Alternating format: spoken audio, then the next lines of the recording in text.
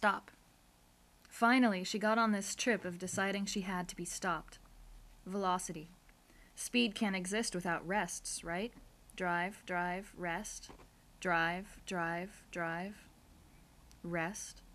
Rest is a cure. Rest is a disease. Rest stops are infamous.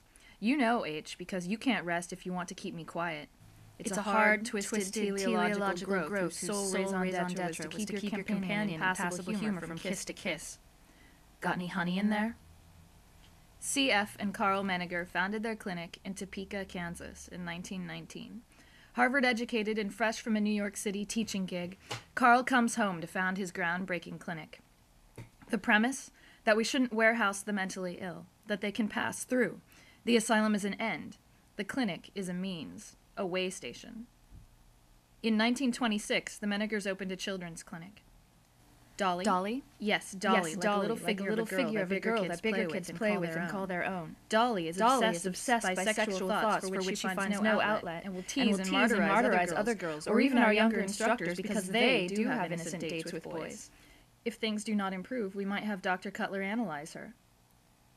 Dr. Carl writes books. He writes The Crime of Punishment Against the American Penal System.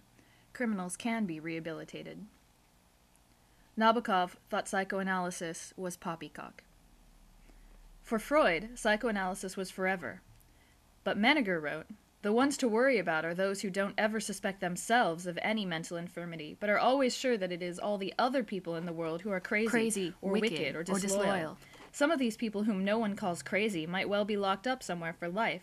It might prevent a few kidnappings and other crimes. But a long way from Topeka, if you please, because our conception of psychiatric hospitals here is not confinement. We think they are places to get well in, places in which to be treated, places in which to learn to understand oneself, to learn how to live. And then, Dr. Carl might have said, you leave. And H, you know the time is short. The days are far more constant and more cruel than the road. The days are purgatory and hope. You had to devise some expectation, some special point in space and time to look forward to till bedtime. To survive till bedtime. I was born in a hospital in Topeka, Kansas, in the shadow of the Menninger Clinic. At the age of 2, I was enrolled in a Menninger study. It was about language acquisition. Words are all I have to work with. So you see, Topeka has changed since I was a boy. It has become rather psychiatric, but I don't believe even our worst enemies would call it a crazy town. No, it is a pretty nice town. It is a friendly town. It is a busy town. It is an intelligent town. I love it.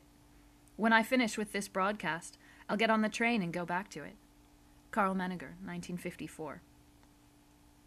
The clinic is like the motel, a moment of stasis between movements. You escape from something. You hide. You're meant to come in, go out. You're never meant to stay. It's a special world unto itself, and it remains while you go on. The Menninger Foundation, a psychiatric hospital just for the heck of it. The clinic is stationary. It waits for you. It lies in wait for you. Until one day, the hospital itself up and lights out for parts south. The Menninger Foundation left Topeka and moved to Texas in 2002. Should we talk about towns on the skids? Not so busy, not so psychiatric. Should we talk about nostalgia? Should we talk about change, indelible, relentless, recondite, impending doom, and hope?